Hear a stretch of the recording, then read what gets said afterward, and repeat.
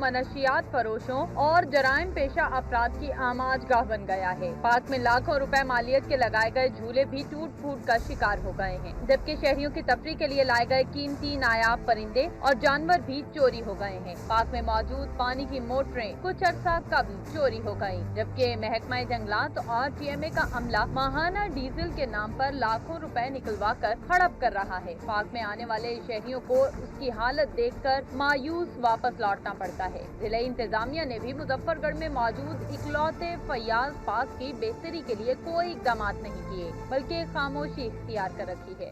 पानी का निज़ाम है सारा बिल्कुल बेकार है, पानी को नहीं पीवन देता और नशाइन अड्डे बनाए सारा नशा के पत्ता जुआरी सारा मकसद था कि जमा है।